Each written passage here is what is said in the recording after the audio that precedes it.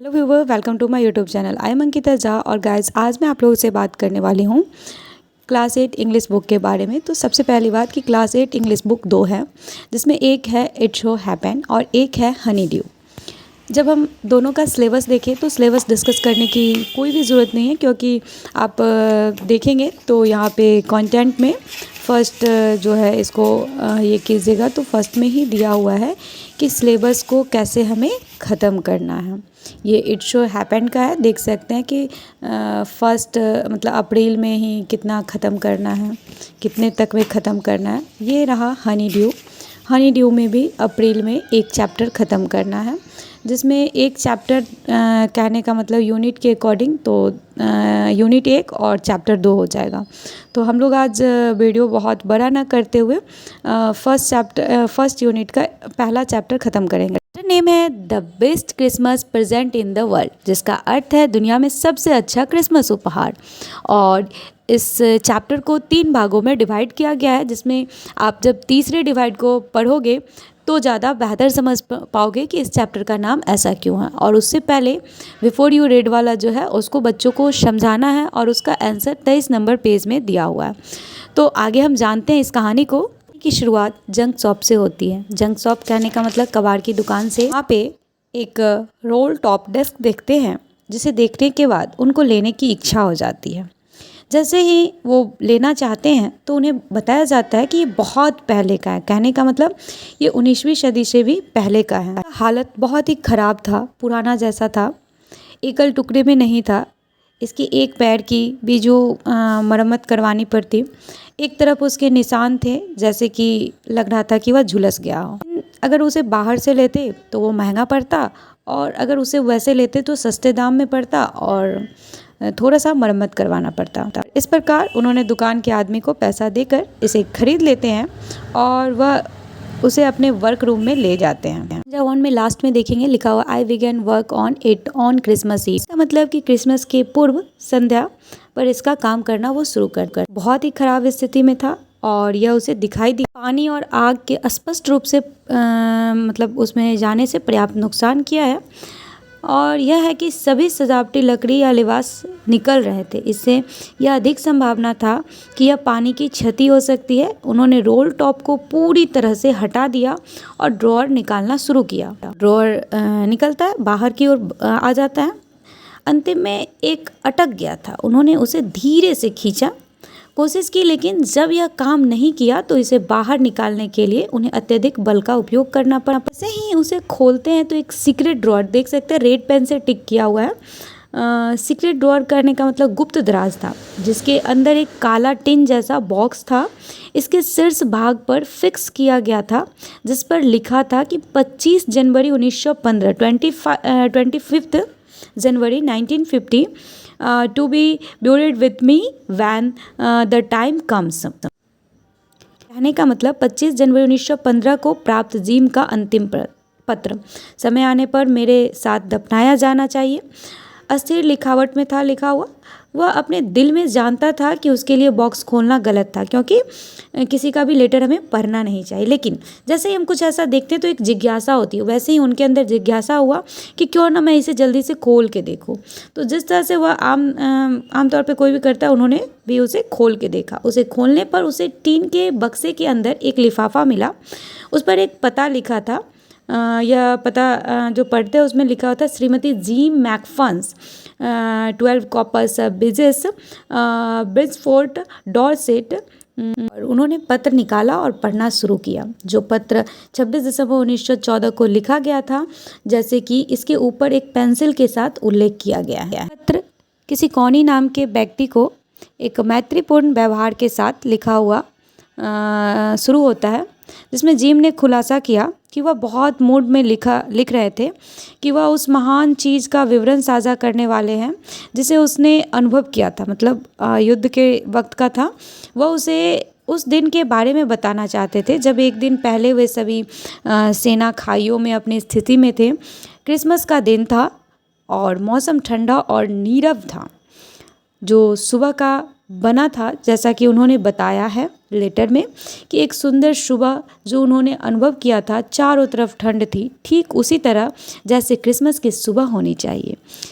वह व्यक्त करते हैं कि वह कॉनी को कितना बताना चाहते हैं कि जर्मन सैनिक जो थे जिन्होंने इसमें शुरू किया था, जो भी वह उस दिन के बारे में बताने वाले हैं, वह बताते हैं कि वह कैसे प्रकट करे उस सहज उस अनुभूति को कि जर्मन फ्रिट्ज के रूप में संदर्भित एक सामान्य जर्मन नाम जिसमें शुरू किया था, वह उन घटनाओं की श्रृंखला को सूचीबद्ध बताते हैं कि इस तरह से हुआ है।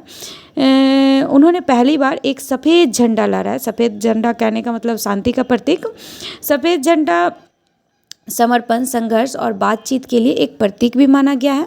यह दूसरे पक्ष के इरादे से अवगत कराने और उन्हें गोली न चलाने के लिए इंगित करने के लिए लहराया गया। फिर वह बताता है कि कैसे उन्होंने बिना किसी आदमी के भूमि चिल्लाए सुना, हैप्पी क्रिसमस टॉमी, मतलब उन्हें क्रिसमस की शुभकामनाएं मिली और इस चीज़ का उन्हें बहुत खुशी हुआ।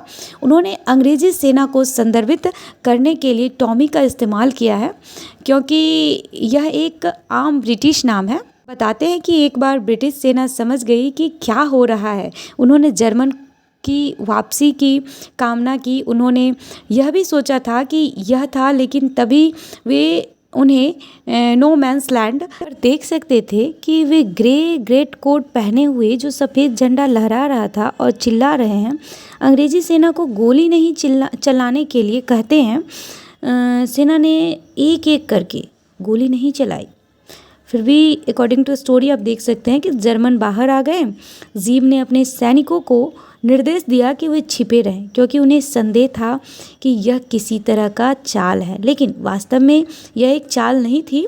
यह तथ्य कि जीम सभी को निर्देश दे रहा था, यह दर्शाता है कि वह उनका प्रमुख था।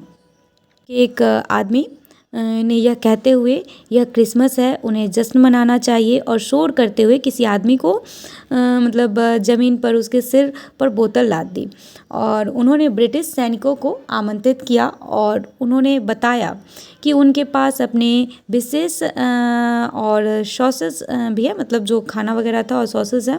कुछ ही समय में वे बहुत से जर्मनों को अपने हथियारों के बिना किसी व्यक्ति की भूमि पर घूमते हुए देख सकते थे। लेकिन अंग्रेजी सेना से खाई से बाहर निकलने वाला पहला नेज़ी मॉरिस था।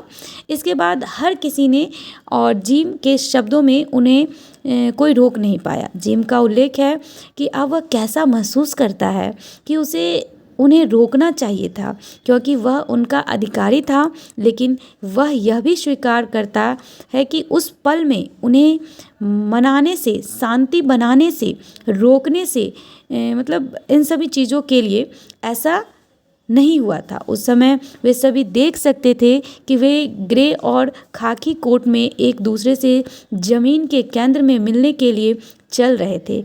वह उल्लेख करता है कि यहाँ तक कि वह भी इसका एक हिस्सा था और दोनों देशों के बीच, युद्ध के बीच, वे कैसे शांति बना रहे थे। मतलब वो सारा चीज़, वो माहौल कैसे शांति बना रहा था, उस चीज़ को वो स्पष्ट कर रहे थे। पत्र के माध्यम से वो अपने क्षण को कैसा महसूस कर रहे थे, उस चीज़ को वो बता रहे थे। और पढ़ने के द्वारा हम कल्पना भी कर सकते हैं। जर्मन अधिकारी के करीब आने पे अभिभूत होते हैं और अपना हाथ बढ़ाते अपना परिचय देते हैं। उसका नाम हंस वुल्फ था और वह डोसेलडॉर्फ नामक स्थान से था। उन्होंने जिम से कहा कि उन्हें ऑर्केस्ट्रा से सेलो का भूमिका निभाई और फिर उन्हें हैप्पी क्रिसमस की शुभकामनाएं दी। जिम ने उन्हें बधाई दी और अपना पूरा नाम कप्तान जिम मैकफर्सन बताकर अपना परिचय देते हैं और उन्होंने जर्मन अधिकारी से कहा कि वह डोरेस्ट में एक स्कूल शिक्षक थे जो इंग्लैंड के पश्चिम में है। वहाँ पे जो भी चीज़ हुआ उन सभी चीज़ों को वो साझा कर रहे थे और अद्भुत क्रिसमस की रात के बारे में उसे बताने के बाद जिम कॉनी से कहते हैं कि चीज़ें जल्द ही सुलझेगा और अगले क्रिसमस तक युद्ध सिर्फ एक दूर की स्मृति होगा।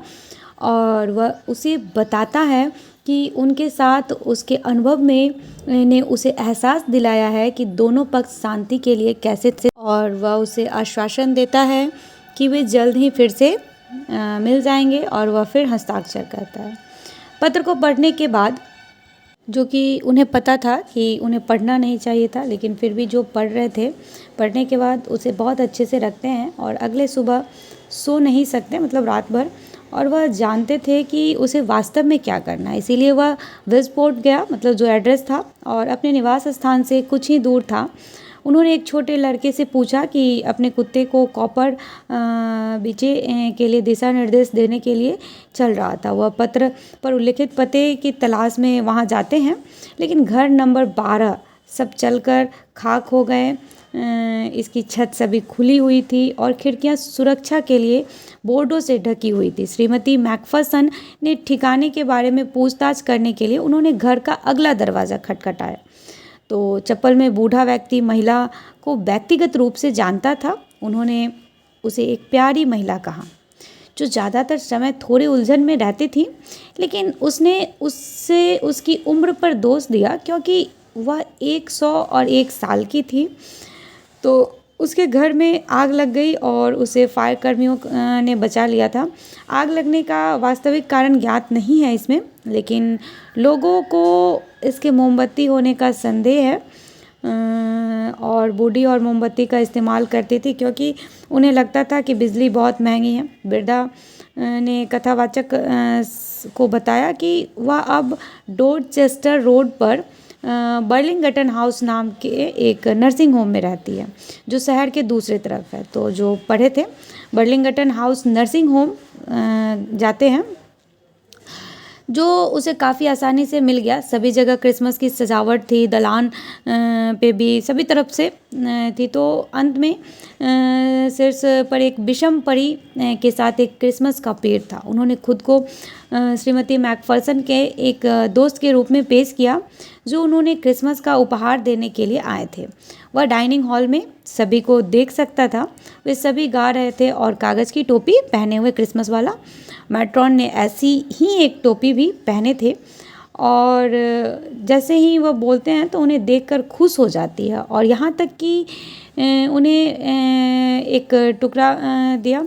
जैसे ही वह उसे गलियारों के माध्यम से चलता है, वह बताती है कि श्रीमती मैकफर्सन को अक्सर आगंतुक नहीं मिलते क्योंकि उसका कोई परिवार नहीं है। उनके अनुसार श्रीमती मैकफर्सन उन्हें देखकर प्रसन्न होंगी।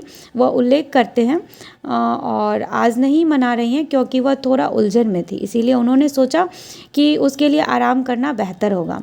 वह उसे कंजर्वेटरी में ले जाते हैं, जिसमें विग्स और पॉटेड पौधे से बनी कुर्सियाँ थी। कंजर्वेटरी के अंदर एक बूढ़ी औरत थी, व्हीलचेयर में बैठी हुई थी, जिसके हाथ उसकी गोद में थे। उसके सफ़ेद बाल एक साफ सुथरे गोल से बंधे थे। जब वह वहाँ बैठी थी तो वह बगीचे में घूर रही थी। जब वह अंदर आए तो लेखक ने कहा नमस्ते। तो उसने अपना ध्यान अपनी ओर घुमाया क्योंकि वह उसे हैप्पी क्रिसमस की शुभकामनाएं देती रहीं और उसे पत्र दिया। बोलते समय वह लगातार उसके चेहरे की ओर देखती रही। यह केवल तब था जब उसे टीन के डिब्बा सौंपा और उसकी आंखें अपार खुशी के कारण दीप्तिमान हो गए। टीन बॉक्स को उसकी हवाले करने के बाद उसने उन घटनाओं को श्रृंखला से समझाया जो उसे पत्र तक ले गए, लेकिन उसके एक शब्द भी नहीं सुना जिसमें उसने कहा था कि वह बहुत खुशी से भरी हुई थी। न ही उसने एक शब्द कहा, वह सिर्फ नम्रता और दया और स्नेह के साथ पत्र को हाथों में पकड़े वहाँ बैठी रही।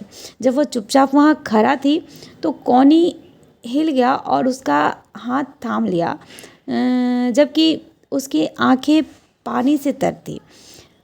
उसने कहा कि उसने क्रिसमस होने के अपने वादे को पूरा किया था। उसने यहाँ तक कहा कि दुनिया में सबसे अच्छा क्रिसमस है और उसने फिर उसे अपने पास आने और उसके पास बैठने को कहा और उसने लेखक को जिम कहा। यहाँ पे उसने जैसा कहा वैसा ही किया।